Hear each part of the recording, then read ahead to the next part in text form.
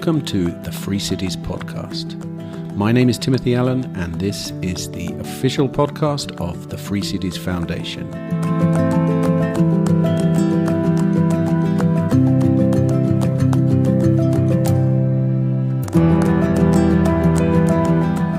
Hello and welcome to episode number 15 of the Free Cities podcast. Now, before I talk about today's episode, did you see the news? Liberty in Our Lifetime, which is our unique and inspiring conference, is back in 2023.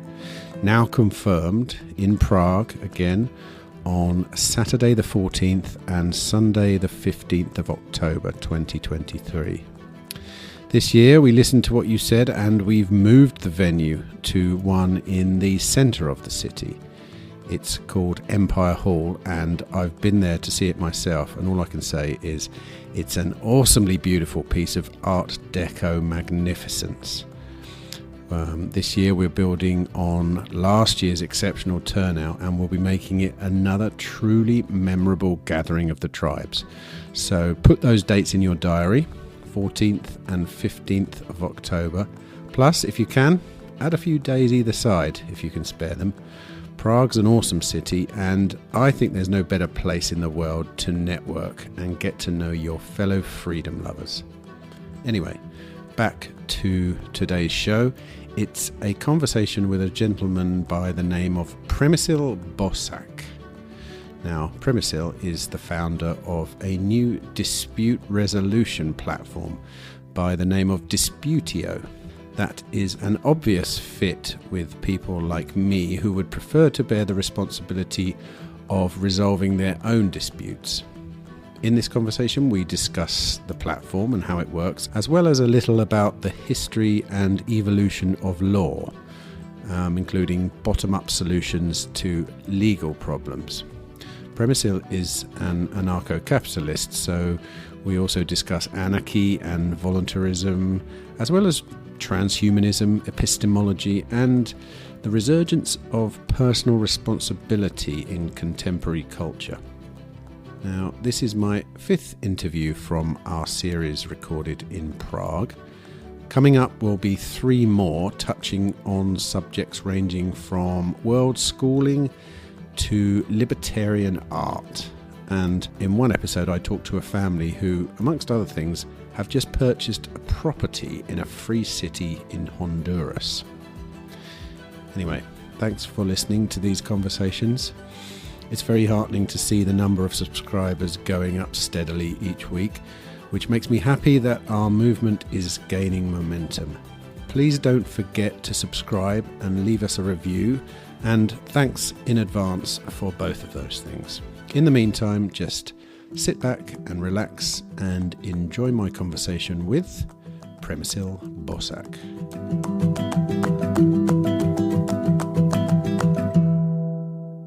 Before we get on to Disputio, which is the platform you've invented, which is a dispute resolution platform, that's correct? Yeah. A private dispute resolution platform. Yeah, I would say maybe peer-to-peer. Okay. So theoretically then, I'm gonna think out loud here. Mm-hmm. A dispute resolution platform is a way of replacing the state courts with a resolution platform. Is that, loosely speaking, what it is? I would rather say that it's complementary at the moment, because we cannot replace the state court system.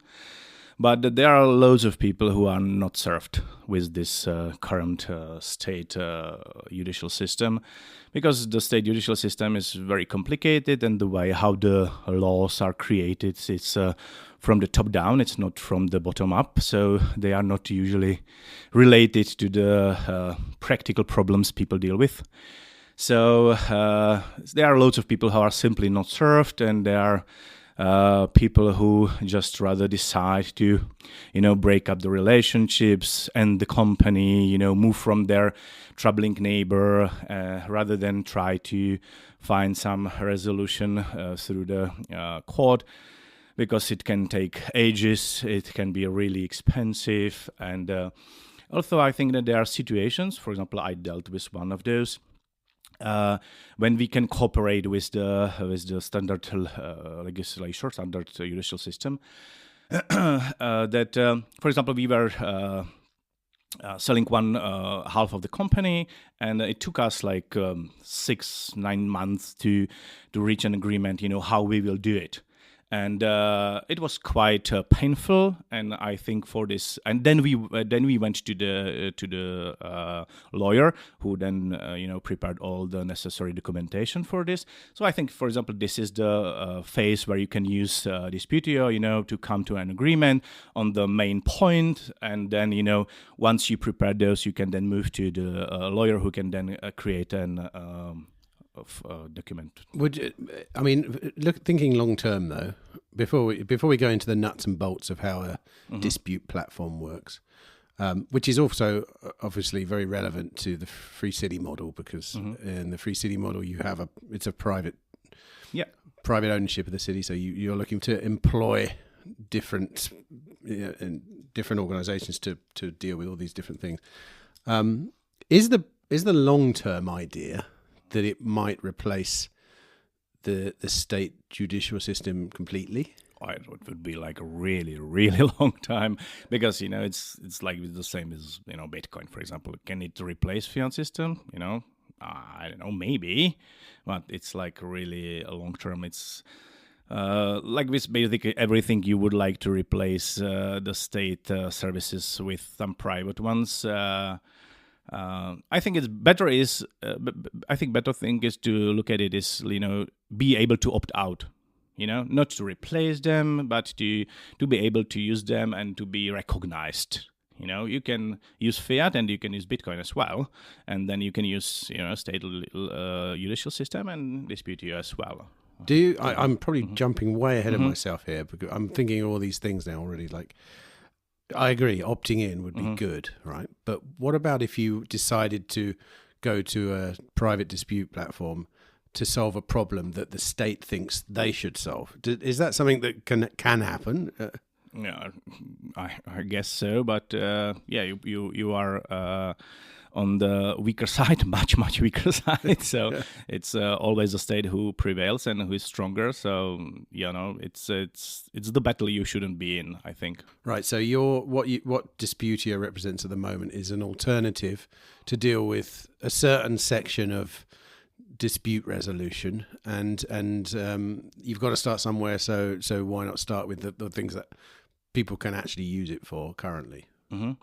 So the idea was to introduce to people something that it's quick, cheap, effective, and then that actually can bring results that are better than the results from the standard judicial process. Because if you go to the court today, it's usually the battle, and then there is one winning and one losing. Like vast majority of those cases would end win-lose. But I would like to introduce and explain to people that that's not always necessary, and that there are situations where you can both be better off, or at least, you can both agree that this resolution is acceptable for both of you.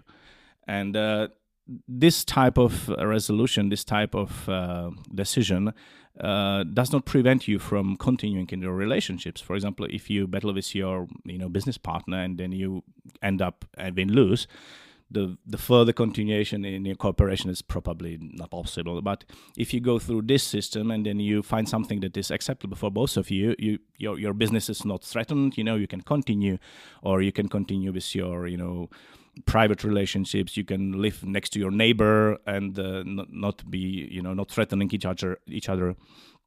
So I think that this approach is better for the long-term relationship, and then it can even strengthen the relationship. Because if you are in a troubling situation and you found out the way out of it with your own help, and you know how to structure the argument, how to structure the process, it's a prevention for the future disputes, and that if something similar happens in the future, we know how to deal with it. Why do you think the current system we have then tends to result in a win-lose? Why do you think is that something that's happened naturally? Incentives have caused people to arrive at this system where there should be a winner and a loser? I think it has very long historical roots. I studied some history of law and judicial systems. One of the best books I've read on this was Bruce Benson, The Enterprise of Law. And it's very nicely explained how this happened. That there were systems in the history which were called customary law systems. When the rules, basically, what are the laws for? They are to prevent first some disputes and to help you to resolve them. And originally, those laws were not induced from some powerful minority like today's, but they were created from bottom up by the people. They had a dispute, they found the solution, so they said, okay, let's write it down, and we can use it as a rule. It's called natural law system, and in those periods of time, the people not only created or participated in those creating those laws or rules, but they also enforced them. And the most mighty, the most powerful way how to enforce them was ostracism, not like today's violence. Policeman comes to you and force you to obey, but people simply refused to cooperate if you didn't follow the rules they designed. So, and it was so powerful that it worked nicely. For example, merchant law system in medieval Europe was just flawless, and it was very effective. It was quick, and people use it voluntarily. And you wouldn't use something voluntarily if you don't think it's fair. So it was fair. So you begin with an opt-in system of rules.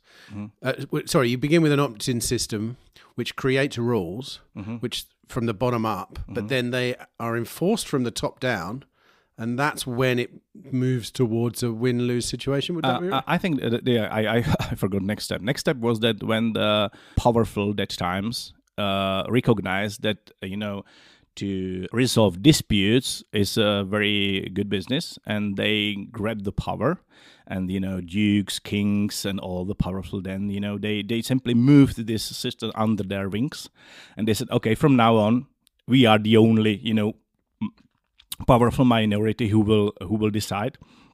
And it step by step moved towards the authoritarian law systems we are now living in, basically all around the world.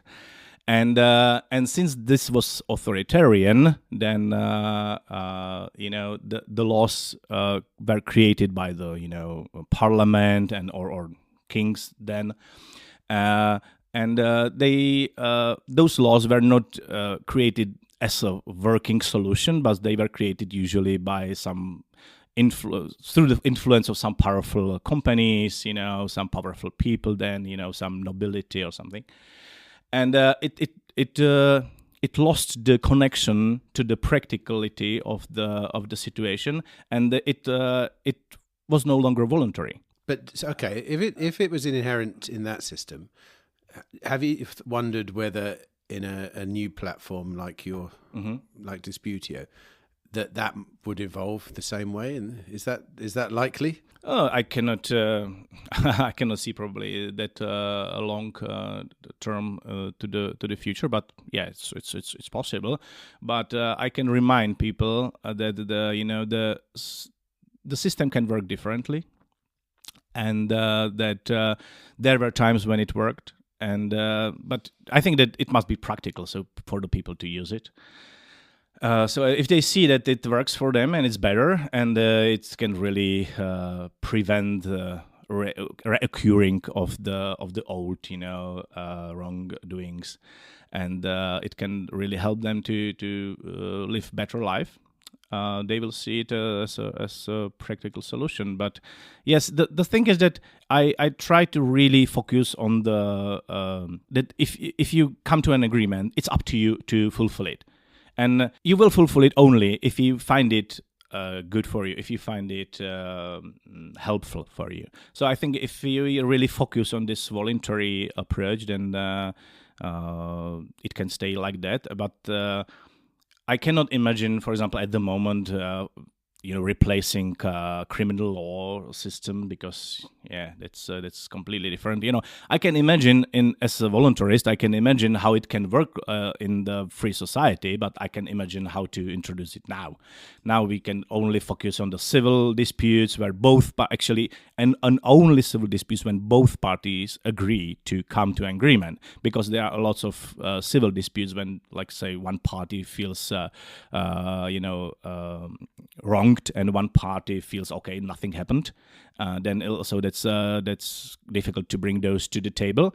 But I can, even in those situations, I can imagine, you can find the motivations for the one who wronged him, for the one who wronged the other party, to bring him to the table, but not in a criminal. Okay, what I'd like to do is give you an example of a dispute, and I'd like you to tell me how the platform would work. Before we do, though, just out of interest, do you believe that everything could be replaced by the private sector? Is that your own personal belief? Yeah, I'm anarcho-capitalist, so I believe that everything can be voluntary. It can. So really, obviously, if you're still alive in the future of this platform, your hope is that it does become a resolution platform for all things.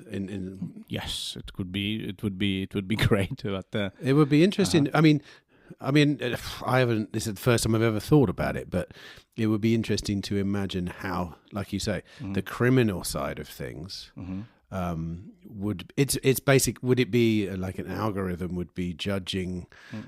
I don't think algorithm can make a lot of help here, because you need a person in when dealing with people. It's like you cannot replace psychologist or therapist with algorithm.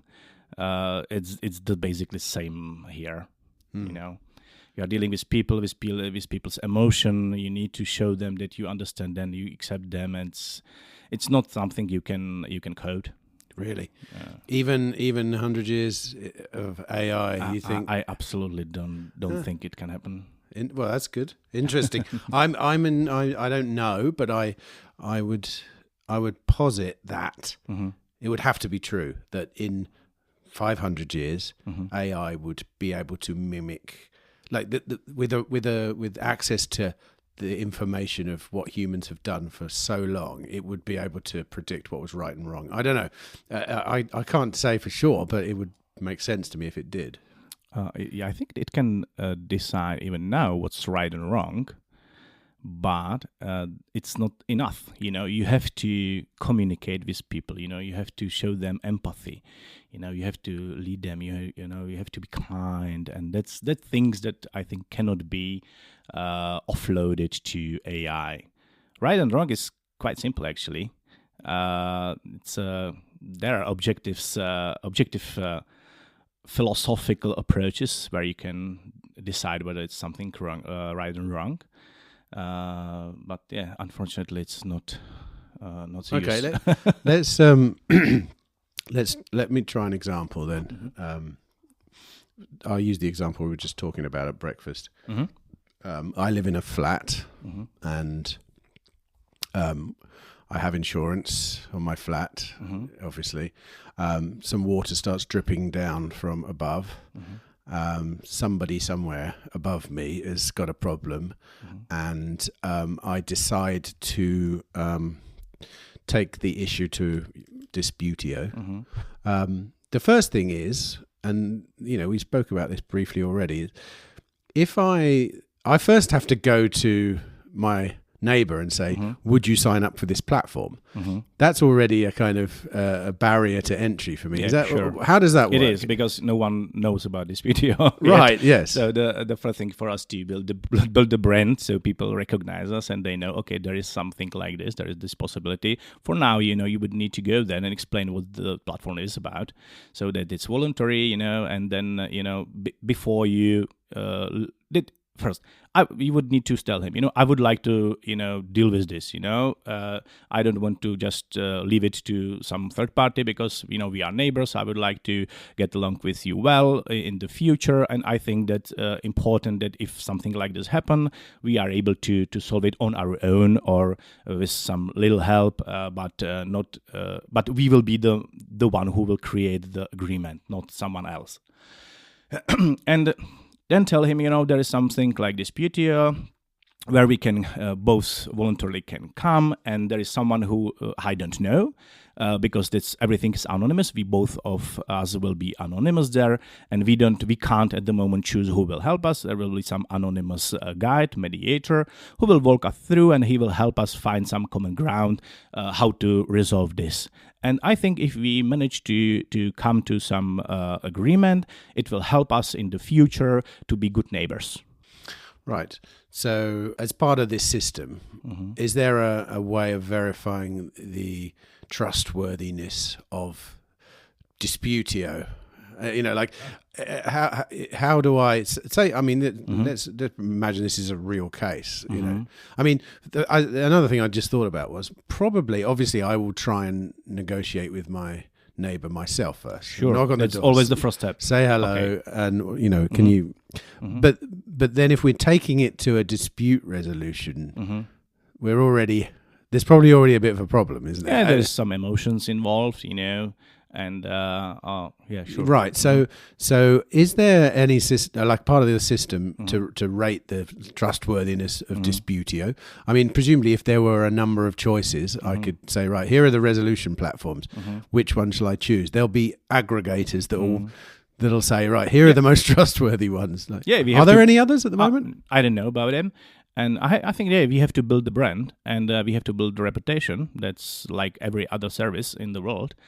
And now we are running on the first layer of the application, where everything is for free, and the people on the receiving end, those who will help you, they do it just voluntarily for free to get the expertise, to get training. Some of them are professional, some of them are just starting the mediation thing, and in the future we will introduce a paid version where you can choose the concrete mediator or guide. We call them guides, and there will be a reputation, how many cases they were involved in, how many of those cases they brought to an agreement. So you can then for example, what are they focusing at, if it's family or business related disputes, and then you can see their and of course there is reputation from those they helped.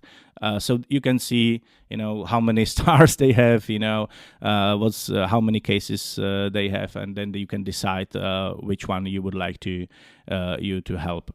Okay, so I've managed to persuade my my neighbor to sign up. What happens now? Like literally, like what does the website look like? What is is it an app or a website? Or it's an Android app and a website. So the procedure is like that. Okay, you agreed. So you already have his you either already have his email address or he will give you, and you will send invitation. Where in this invitation you can describe what's going on, and that you would like to search help from Disputio. And in this invitation there is already described what's the application about. Then it's voluntary, and then and that the mediator will not decide for you. It's up to you. You are the active participant who will create the final resolution. And then he will receive this invitation in email. He will click on it. It will create an account for him, and he will immediately be in a chat room. Then if you both agree to use Disputio, then this case will appear to our guides, and they will all receive an email. Okay, there is a new case for you waiting, and they look at it and say, okay, I would like to help. So they say, okay, the case is mine, and now you will receive an alert in email where it said, this guy is your guide, is your mediator, and he will help you, walk you through the whole process. And everything is chat only. That I haven't mentioned it, I think.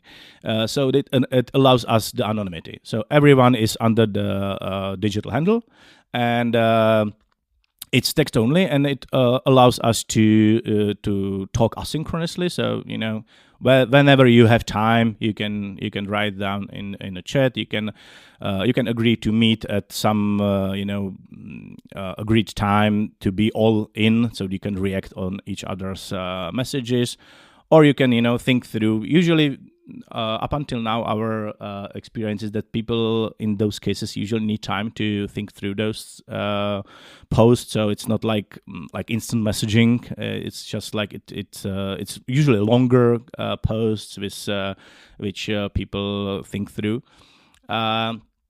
So the asynchronicity, I think, is a good thing. So you even for the guides, you can use your time effectively when you have time. The guide, we created a manual or curriculum with the help of professionals that divides the process of dispute resolution in several phases. Every guide has this curriculum at hand when dealing with disputants, and he can anytime peep there and then see, okay, I'm in this phase, the goal in this phase is this, I need to find the interests or hidden interests, and then match those interests, which one of those are competing interests, and then there are several phases, and then he will walk you through this whole process and help you to really get to the root cause. In the mediators, is there any algorithmic part or technological part, or are the mediators just people who are trained in a specific set of ways? Yes, these are just people. No algorithm there. The only technological thing we bring is that secure chat, and we try to offer the guides that So out of interest, then, what's one thing that occurred to me was if I was trying to resolve a dispute using chat, it would necessarily remove much of the emotional part from it, because face to face, even with a mediator, yes, people get heated, so, which is obviously a good thing. Because I'm trying to work out, why would I not just go to a mediator and sit in an office? I know it's less convenient. You have to be there. That's I don't think we are one click away. It's free. You don't need to search, where the mediator is, to arrange the meeting. You just click there and you are immediately there. You can immediately start. You don't need to arrange meeting. You can be there when you want. That's one thing. Also, that the text version helps people to calm down and not. And some people are afraid actually to come to face to face, and then that's one of the burdens that prevents them from dealing this.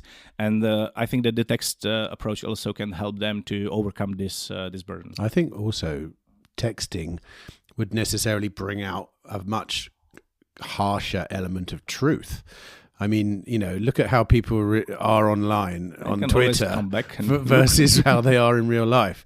They're more cutting, they're more, and I think certainly if you can sit and digest what someone has said to you. So they're like, they're just dripping on my head and the dog's running around barking and blah, blah. If they were in front of you, you'd get quite upset about that. But if you read it through, you could read it, go away, come back, read it again, go away. And the mediator should help you, when accepting the emotions, that, okay, then he doesn't need to agree with those, but he needs to accept them, and it helps you really to calm down. And, okay, there is a reason why I feel like this. It doesn't mean it's reasonable, but there is a reason. Okay, we accept. Who came up with your training strategy then for mediators?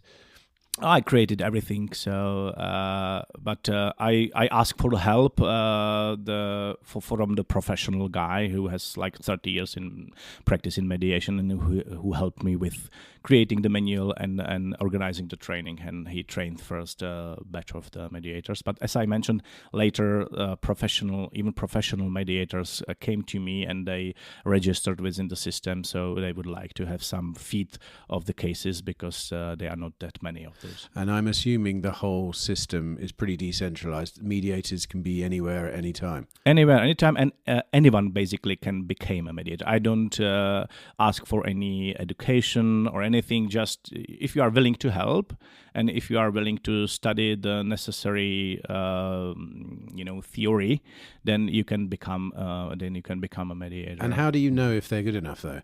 How do you test them? People will tell.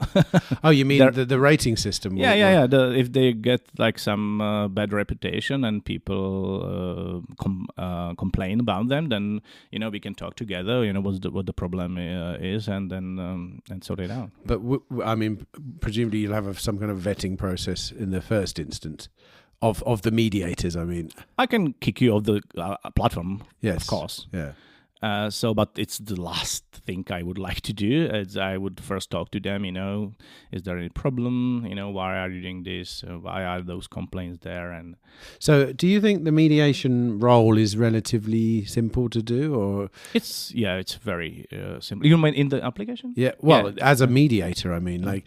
If I had no experience of mediation and I came onto that platform, could I learn to be a mediator pretty easily? At the moment, I do it manually on my own. So we will have a meeting, online meeting or live meeting, and I will explain to you what the application is about. I will show you the curriculum. I will ask you to go through the curriculum. And then if anything is unclear, we can do the training for you. I can show you some examples. And of course, you can. I cooperate with one guy who is providing mediation online courses, so you can go there. So it's up to you, but it's quite simple. It's. I'm understanding it now. It's the kind of Uber method of mediation, isn't it? Yeah, it is. Well, it's the same. Sort of, yeah. Bolt. You can choose to. Both sides of the equation are coming voluntarily, and it'd be brilliant. I know a lot of people that really enjoy mediation, like who aren't mediators. The process of mediating, there are certain people with certain temperaments for whom that would be a very rewarding experience, I'm sure. I think so, but it's like there are only a tiny fraction of civil disputes come to mediators nowadays. For example, I saw some statistics here in the Czech Republic, and there is 400,000 civil disputes in front of the courts a year, roughly, and 3,000 of those end up in mediation. But it's like, they are sent to the mediator by the judge. Of course, there are some mediation cases which doesn't go through the judicial system, so we can maybe double it. But it's still like tiny fraction of the disputes end up in the mediation. So I think that there's a big potential to introduce this possibility to people, because I think that the problem is that loads of people simply doesn't know what the mediation is about, that there is something like this, because we were mostly raised up, I think, in authoritarian way, just look at how many people still hit their kids. And that's what's in our roots. And we are used to just, if you have a problem, okay, ask someone else to decide, First it was parents, then teacher, then the manager at work. I don't want to be in it. It's unpleasant for me to deal with him. Just please decide and say who is wrong, who is good. And that's what we talked about at the beginning. that's also a very important part, that we are not taught how to structure an argument, how to negotiate, and that's missing. So that's again the reason why people just rely on the third person to. So I'm sure you very much think of this platform as one that would empower the individual. It's certainly, absolutely, yeah. That's interesting because. But you need to. I'm sorry. What I was going to say was, listening to you talk about the 400,000 civil, and hardly any of them going to the dispute resolution. I got two questions. There is firstly, do you happen to know what the main civil dispute is? Do you know what the most common thing is? Let me remember. Yeah, there was a breakdown of this. I think they. Divorces. That's divorces and have disputes. Right. Yeah. So on your actual platform, which is running and working now, right? Mm-hmm. Yes, it is. Have you had some divorces on your platform? Yes. Most of the cases we had only a few. We started in the autumn last year, and we haven't done much marketing yet. We had only relationship-related cases. Yeah, some of them were divorces. Okay, and the other thing, which I forgot to ask earlier, in the process of the dripping water coming through my roof, is when I reach a resolution with my neighbour, how is it enforced? Or is it up to us to just enforce it ourselves? Since you are the one who will create the agreement, you and your neighbor, you are the one, and you both have to agree to this agreement. Is it a legal document, though? Am I creating? Or? It's not, but you can, since you both agree to follow this, you can somehow bring it to the court. I'm not absolutely 100% sure how it works, but I read somewhere that it's to some degree it can be used as a legal document, but I don't see it that way. Since you both agreed and you found this solution acceptable for both of you, then you are voluntarily, going through it because it's better for you. So the aim is to find something that is better for both of you. Then, okay, why would I use something else than if we found a solution that is better for us? So that's the aim that we would like to, goal we would like to aim at. So and then my second question from earlier about the 400,000.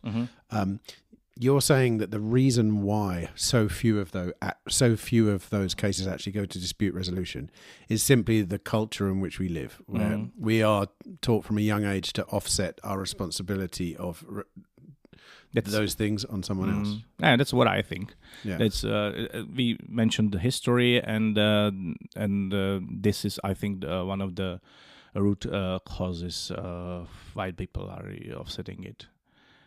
Yeah, I mean, and people don't know about this, so that's why we now trying to focus on educational marketing. We showed a video about the video is basically some practical problem in a family, and then we show how the mediator can intervene. So then we explain people, they have this concrete practical problem, and this is how it will be solved.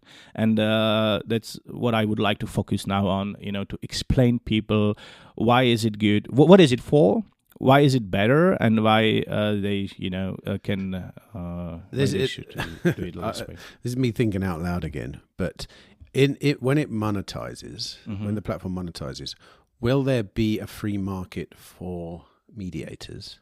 As in, some of them are more expensive than others. I think so. Yes. Yeah, definitely. The one who with longer experience, which with better reputation, they can ask for higher prices, like in every other business. You're a free market maximalist, aren't you? Absolutely. I absolutely am. I forgot to mention also that we also tried to bring to the system that the old natural law principle that every time the agreement is reached, we ask the guide to create something we call model case. So he then creates anonymized example that it must be like really anonymized, that you cannot refer to any individual. That this is schematically, this is the problem we dealt with. this is how I approached it, and this is how we reached the agreement. And then he will save it in our database for the other guides. So then when they, meet some problem that is in the same way, then they can look at there and you can say, okay, they approached this way, I might use this one. We also have a forum when they can discuss together their problems and their solutions. We have experienced mediator who is working there as a supervisor, they ask for help. And through this shared knowledge, we would like to create some like a body of rules or body of best practices that people can use in preventing or solving their problems. I'll go back to my original observation then, that what you're describing there, isn't that the beginning of top-down rules, which end up with the system we have now? Remember what you were saying about historically? Originally, this kind of dispute resolution was a bottom-up, which is what's happening with you now. It's bottom-up. It's people coming together, deciding to resolve disputes. But the more that test cases become the law, if you see what I mean, like, well, look, 50 times a couple came together with this problem and in a relationship dispute, and they ended up solving it this way. So this is the way to do it. No. The top down is that someone sit together and out of their head they create a rule. Bottom up is that you have the real problem, you solved it somehow, and then you create this solution as a rule. I thought that's the difference. So we are still following the bottom up approach, and the most important distinguish is that it's voluntary. So if you find this rule helpful, if you find this rule working, okay, use it. If you don't, just don't. And if you think that you can propose better alternative, just okay, but only guides can do this. You can come there and you say, okay, let's upgrade this. Do this. You can change this rule different way. Because I think that this is better, and then people can discuss. Okay, is it really better or not? And then you can create a better solution. So we are still following the bottom up approach. Yeah, I think my mind was traveling once again 500 years into the future, which is well. I mean, I'm here to understand this, and I'm interested in that theory of the historical evolution of law, and it makes total sense to me. But it just seems like I often wonder that it's the same with free cities. I often wonder whether the free city model is phenomenal. I really like the idea of the free cities model. Me too. But 500 years in the future, how do we know that the free cities don't become states? Is this normal, natural ebb and flow of cultural, existence? Or I don't think so. I think there are certain ratchets that you don't fall back behind again. Look at slavery. Once it was abolished, now no one can. You can't imagine someone proposing, let's bring back slavery. So yes. I think that once people understand that voluntary organization of society is not only better, but the most importantly moral, and then I think there is no way back. I think you could argue that slavery has become more esoteric now. Is somebody working for a very small wage in China creating an iPhone? Is it still a form of slavery or not? Like, it's not. They're there they're forced in a way. They're forced to be there because they need to make a living. Someone is dictating their working conditions, and they're not very good. But you can say that the necessity of us eating is slavery because we need to grow food. I don't think it's like that. I think even in China, you can decide whether to go to the to work or not. You can starve yourself. Just you can decide, and everyone here needs to go to work. Of course, in more developed countries, the working conditions are better. But I think if you have ability to feed yourself, it's more important on the basic level. You need to have the ability to find work first. Because without that, you would starve to death without being able to find any work. So, depends how you define the slavery now. I used to be an employee, and my effective tax burden was like 70% something. So, is it slavery? Well, I like I say, I think. In the old days, or the olden days, you could dominate by force. That was a very common way of asserting your power. Power's become a lot more abstract these days, and people respond very directly to situations like that. Whereas when you control people through slightly more esoteric means, and regulations, taxations, they control us, of course, through that, because before you start business, you have to go through hundreds of pages of regulations. You have to fulfill that form and that form. You have to report to this agency and that agency. Yeah, that's a part of the how the state controls us, and that's why I'm anarchist. Do you? First of all, before we go on to anarchism, which it sounds fascinating and it is fascinating, have you thought about doing this in a free jurisdiction of any of the free jurisdictions around the world? Is that something that's on your mind? Yeah, sure. I think that can be used anywhere, but this is of course the place where I think it can start more flawlessly, that the people would better understand what I am aiming at and what we would like to achieve, and people would probably would be more willing to take on the responsibility in those places. So yes, that's I think it's natural that I guess in those places it can be easier. Well, it's certainly something that more liberty-minded people are likely to choose. Anything where they can take responsibility themselves for the resolution in as much way as possible. Yeah, exactly. And obviously you revolve in those kind of circles anyway, I presume. Yeah, of course, I know. Talk to me about anarchism then, or what? How did you describe yourself, your beliefs earlier? I'm a voluntarist, anarcho-capitalist, can you break down anarcho-capitalism for me? That's a philosophy, I would say, which says that it's very simple, basically. That it only says that all interactions between people should be voluntary. That's it.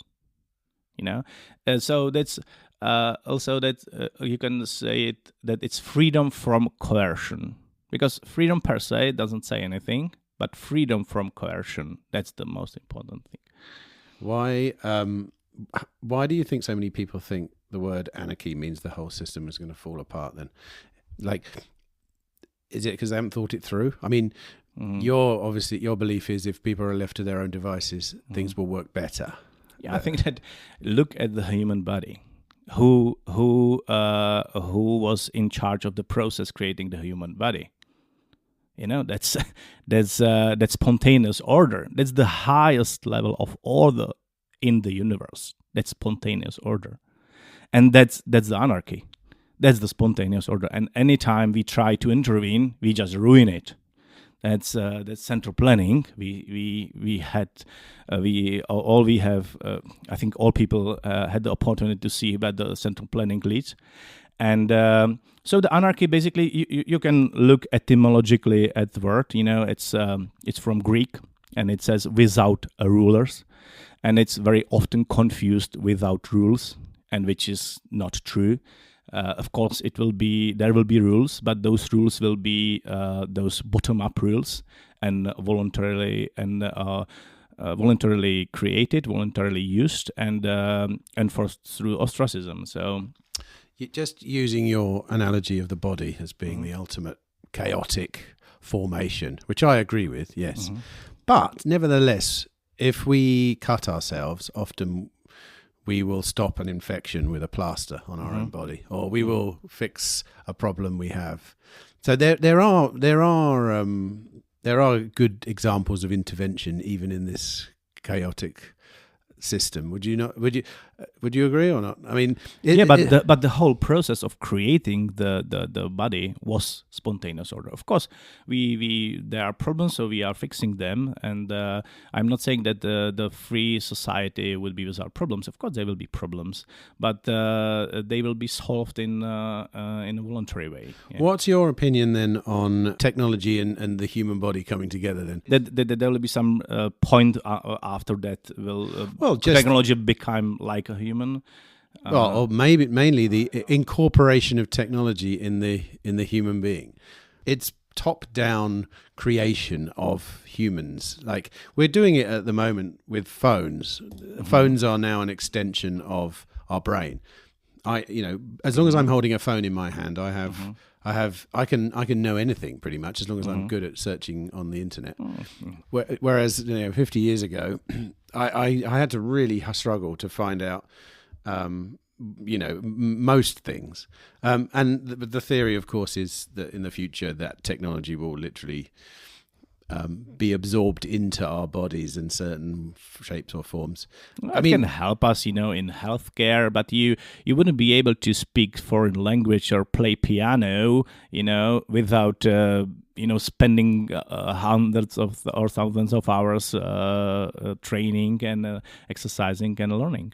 Well, no, I don't think that's true, because already, I'll give you an example. I used to work a lot in the Middle East with people from all around the world. And one year I had a Russian guy come to spend 10 days with me. He didn't speak a word of English. And I interacted with him the whole time through Google Translate. And most of the time, it didn't work perfectly, but most of the time I just had my phone on and it was in real time. As long as he spoke slowly and, it was quiet in the background, in real time, it was telling me what he was saying. Like I say, Neuralink, Elon Musk's Neuralink is one such thing, which is where you're pretty much plugging... like in Matrix. Yeah, you're plugging some kind of processes into your brain, and therefore communication changes. I could communicate with you, presumably over Wi-Fi or whatever it would be at that point, et cetera, et cetera. I mean, I don't know where I'm going with this. I just realized that would probably be... a danger in your eyes, because it's top-down planning of something that you described as the ultimate chaotic manifestation of anarchy, which is the body, which I agree is like nobody spent... but let me go back to that then. Let me go back to your example of the body. It's true that over millions of years of chaos, this incredible body formed, okay? But also the chaos had huge volatility. And that's what I think isn't right. It's necessary, but how do you convince people that things like that are necessary? Because that's one of the... When you look at interventions at all levels, economics, it's all about limiting the volatility. It's all about trying to, I think, possibly coming from a good place. It's always trying to make things better for those times when the volatility is working against you. But relative to what? Like, what was the alternative? Well, relative to the state of not being volatile, or do you know the term democide? No. A democide is the action of violence against from the state against their own citizens. Not included wars. In 20th century, I think there is an estimate of 200 million people killed. Is this alternative to volatility? I guess if it's an alternative, I would go for volatility. Yeah. So a plague happening, But I mean, you cannot decide whether plague happens. But I think that if you ask me about the technology, I think that the most important thing is that people understand what's moral and what's immoral, And if we understand that there is an objective philosophical approach, how we can distinguish between bad and wrong, between moral and immoral, then, basically we can go from there anywhere. How do we do that then? There is an approach. There is the people, when they acquired knowledge, the philosophers created something called epistemology, which is the theory of how we acquire knowledge. And if we apply this theory to the realm of moral philosophy, then we can come to those rules. Basically, every rule you propose must be universal. So it must be valid for me, for you, for the guy on the other part of the globe. It must be valid now, in the future, in the past. So the time, the place, the person doesn't matter. It must be universal. You can try it now. You can try it later. It must be still valid. You can replicate the situation later, and it must still be valid. So that's the first necessary condition. So if you propose a moral rule, it must be universal. And the second test is internal consistency. So if I say in predefined terms 1 + 1 is 3, then you can say, oh, it's incorrect. There is if you have like theory and this falls apart on this internal consistency, you can immediately reject it because it's invalid. So the proposal must be internally consistent. That's the second necessary condition. The third is it must be applicable in practice. So if you propose a rule which is just not usable, then you cannot use it. So the practicality is the last part. So for example, if you propose that let's say theft is moral, yeah. So imagine two people in a room. They both want to be moral. They need to steal from each other. But if you want to be stolen from, then it's not steal. It's not stealing. It's a gift. So basically, those two people cannot be moral. So you have to enable morality. You have to prevent morality to enable it. So that's internally inconsistent. So it means that the proposal that theft is moral is not valid. But doesn't that negate all rules? Like, tell me a rule that fits all those things. That's universal. That's consistent across time, and that's logical. Theft is immoral. Murder is immoral. Rape is immoral. Attack or other person is immoral. Two people can sit in a room and they don't steal from each other, and they are both moral. They want to be moral, so they don't steal. So that's just a perfect example. But say, attacking another person is immoral. What if that person had previously, brutally raped your child? Is it still immoral to attack that person? Yeah, it's a revenge, of course. I know. I don't know. I'm trying to. Why not work out whether you could every rule. There are loads of grey. The violence is moral only in self-defense, in general terms. But of course, we are humans, and there are loads of exceptions and lifeboat scenarios. If you are, falling from the, from window, and can you no, I mean, like, can you break someone else's window to save yourself? To break into his property. Oh, I see what you mean. Right. And there are loads of this, but I think that if we focus just, let's make it simple and plain, and focus on those simple and plain things, and then maybe can play in those with those difficult scenarios. We will be like infinitely better off. Look at those simple things like taxation. People say, okay, it's necessary. Who will build the roads? Those obvious, criticisms. And that if you say, okay, taxation per definition is theft, vast majority of people would say, okay, it's nonsense, you are walking on this street, and I would say, okay, so if I rob you, and I take your money and then give it to charity, is it still a theft? Of course, if I buy you for something, let's say I rob you, I decide what I will buy you for the price I decide. I will give it to you, and the rest I will give to charity. Okay, is it still a theft? Of course, it's still a theft. So it's simple as that. And so let's focus on that taxation of theft. And if we sort this out, we can create imaginary scenarios like with those, tram and switcher, and you have to decide whether you will switch to one person or it will kill 3 person.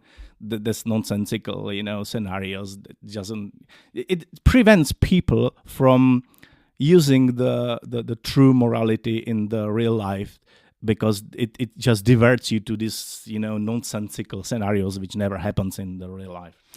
Just out of interest, do you know what the most compelling argument against the notion that taxation is theft is? Because when you break it down, if you are compelled to pay tax, if you don't pay it, you'll either be locked up in a box. Mm-hmm. So obviously there's something I would never advise anyone to not pay taxes. Yeah, because you would end up in jail. Of course, I pay taxes, and I would never advise anyone not to do that. But the thing is, talk about the morality of the thing. I think that it's important to talk, especially with kids. Explain them. This is how they teach it at school. That it's necessary. I just saw this presidential candidate giving speech to people about how the taxation is necessary, and that hospitals wouldn't exist without taxation. That's nonsense. And then let's talk about this nonsense first. Explain it to people so they can. The freedom cannot be imposed on people. They have to decide to be free. And so the necessary thing is education, explaining, and focus on kids. Do you have, as a sort of anarcho-capitalist, are there some historical examples of that system that show a flourishing? Yeah, there are some places, but the pure anarcho-capitalism never exist, like in pure sense. And but there were some. It's like the slavery was here for 4,000 years. Everyone now understands that it's immoral to own a person. Why took us like 4,000 years or more to get rid of slavery? So it takes time. We are progressing forward, and there are a lot of motivations to keep it like this, because there are a lot of powerful people who want it to stay like this, who are, gaining wealth from the current system. There were some, and as I mentioned, like that merchant law system, it wasn't like place which was anarcho-capitalist, but that it was within this group of people who were international traders on the boats. It worked perfectly. That was private system of courts. Private judges. The rules they created on their own. They enforced it on their own. And if you decided, not to follow the court ruling, your boat wouldn't be offloaded. Okay, so do it. Or you wouldn't be able to come to the port. And how can you make trade without this? So the ostracism worked perfectly then.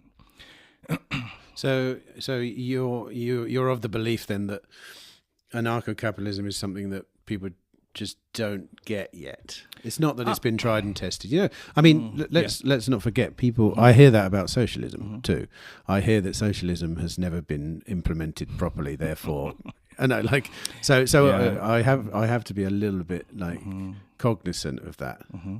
Well, but there, we can debate like on a practical level. Is the socialism possible? Can we, for example, plan production in socialism without prices? The price mechanism is the most important information system we have in the world. It's much more important than internet. There is everything in the price of a good. if it's not intervened by the government, of course, by taxes or regulations. But there is everything. There is that famous article about the iPencil. You see how many people you need to produce something simple as pencil. There are basically millions people cooperating. And you all those information from those millions of people you have in the price of this one pencil. That's the spontaneous order I talked about previously. So, going back to price then, and the price mechanism being the most important aspect of human interaction, would you say? Yeah, the most important information system. Yeah. So I presume you're not a fan of the current financial system sending out. Well, it's necessarily sending out wrong signals, isn't it? Yeah, sure. It's yeah, of course, and it means that the whole economy is not working. It's working far below its potential because all those price signals are intervened by or distracted by the government, by the central. By the government, I mean the whole system. Like the central bank is part of the government. That's the most important price is the interest rate on the money, and then set by the central banks, and that's the reason why we have booms, huge booms and huge busts. Look at now the central banks; they are tightening their monetary policies, and they are waiting for the economy to crash. How can anyone, be fine with, okay, we need to repair what we have done previously by crushing people's lives? It's so insane that people read it and say, okay, that's fine. Are we on a good trajectory then in the world? Are we on a trajectory where the top-down system is changing or not, according to you? It's mixed, but in the long term, I'm absolutely sure that it cannot be otherwise, that we will come to the more voluntary or even free society at the end. But slavery took us thousands of years. Now we have, we have technology, we have internet. It might be quicker, but I'm absolutely convinced that in the long term we are going the right way. But there's a lot of hiccups. Well, of course. I mean, short term, there seems to be a lot of volatility. In what time scale are you looking at the world and saying we're heading in the good direction?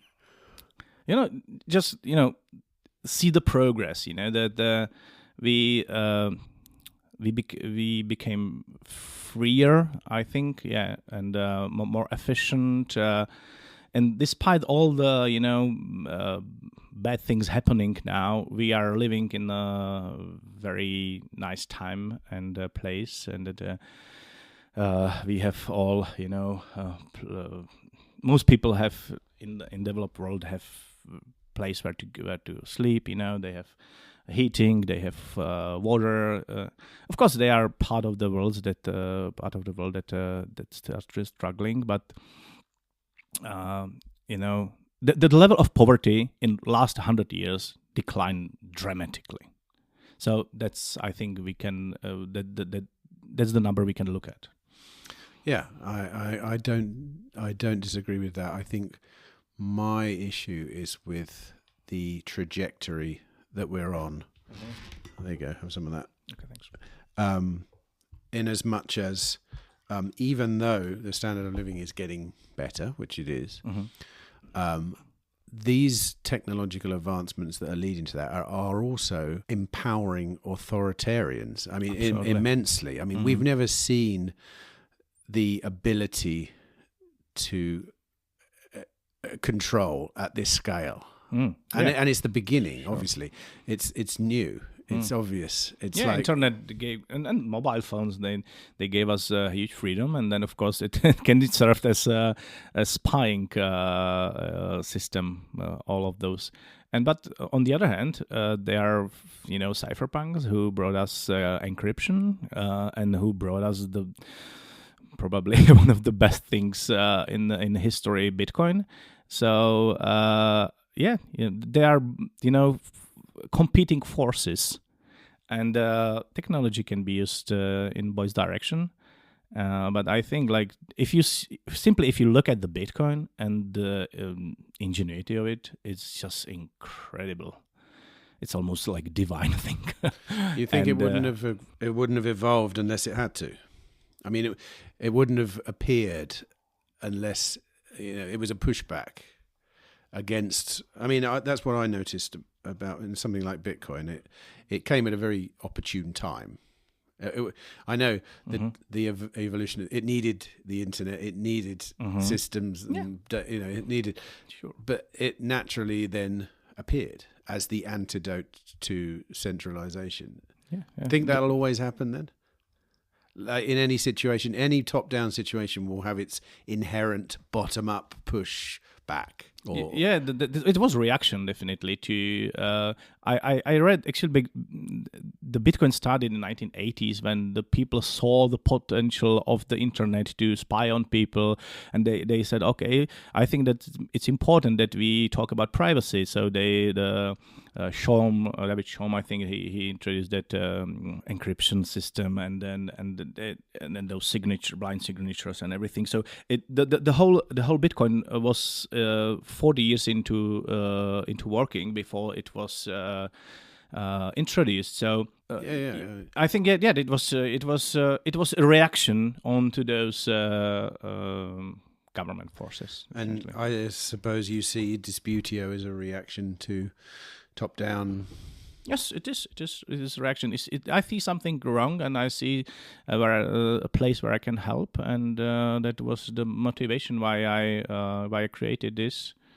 Can you give me the most interesting example of a resolution that was come to? I know you've only haven't been going very long, but can you share an example of something which is we have already had like a few cases, and that's not enough. And I was approached by some psychology magazine that they would like to do some casuistic research, or I mean, like, the research on the cases. So not enough, not long enough in the operation. But you're theoretically that's because no one really knows about it. I mean, I didn't know about it. It's a very small niche market, I would say, at the moment. It is, and it's amongst libertarians, free sort of those kind of people, or not? Oh, I don't think so. No. I would like to show people that it's practical. You don't need to be libertarian to use it. You just need to see the practicality, and then it's it's useful. I need to design something that is useful, and we are still looking at feedbacks and coding and redesigning and iterating. That's constant process, and I try to be better and better. And we will see whether people will appreciate it or not. Of course, it's a risk. It's a business, and we can end it in a few years without succeeding. Well, I think it relies upon people's propensity to take responsibility. But that's true. But I imagine like 20 years ago, there were pretty much no gyms here in the Czech Republic, or only a few. And now it's quite a thing. Yes. And you have to, it's not very always the pleasant thing to go to the gym and to run on the, to the treadmill. And but people are doing it because they found out it's better for their health. It in long term it brings you happiness, and that's the same path in front of me. I think to explain people that in a long term it's good for you to use this approach rather than relying on some other people. I also think, and I think the example you've just given might be also fit with this theory, but I think personal responsibility is having a renaissance recently, maybe in the Czech Republic, I don't know, but certainly, once again, as a response to the collectivism of the rising collectivism. Personal responsibility then also has its, and I'll give you an example. Someone like Jordan Peterson. Do you know who Jordan Peterson is? Yeah, sure. I don't think Jordan Peterson would had become as popular in another time. Because personal responsibility... He's needed now. Right, exactly. Yeah. And you could argue gyms, that's a result of personal responsibility. Who knows? I mean, actually going and working out and making yourself look good. It's something you decide yourself to do. But certainly dispute resolution would be much further along the spectrum of personal responsibility than that. And yes, easy to see that any service that allows the individual, which empowers the individual to take control of something, should see a rise in popularity in the coming years. I hope so. I think that one of the important messages Jordan Peterson was saying was that if you want to be happy as a man, you need to take as big burden as possible, and to deal with it. Responsibility, yes. Yeah. Carry the responsibility, burden. Yeah. I think it's actually. I mean, I'm 52. I think that. I don't know how old you are, but 45. Right. That's not a new idea to me. That was something I grew up. My parents probably installed that in me anyway. And I've always thought that something a lot of people were missing out on was the burden of responsibility actually imbues your life with meaning. And meaning is the key to have a contented life. And that's basically, I think, boiled down, that's what he's kind of saying again. And I think he's speaking to a younger generation, but it's still nice to see because personal responsibility had really gone out of fashion for a number of years. It was very uncool to take responsibility. It was the opposite. It was like, you only live once, let's just do what you want. And so I'm glad it's back. I'll be honest with you. It's much longer term thinking. Yes. Yeah. Anyway, we're over time here, so I'm going to wind it up now. But I just want to finish with one question that we ask everyone on the podcast, and that is to imagine you have a sabbatical away from your life. It doesn't even have to be away from your business, but you get to choose in that year. You have enough money to fund whatever you want. You can do whatever you want, but you only have 1 year to do it in. What would you do during that year? I am doing what I want to do, actually, and I'm self-funded, and I left a very well-paid job in a bank, so I am living my sabbatical now, and I'm focusing on Disputio. Good answer. I think we get about 20% answers coming in like that. And for me, that's the perfect answer. I mean, I'm happy that I'm able to do it. Yeah. Great. Well, fantastic. Good luck with the project. I think it's a great idea. I think it's a great fit with Free Cities as well because, it's just a great fit with Free Cities. And I wish you all the best. Thanks for coming on. Thank you very much. No problem.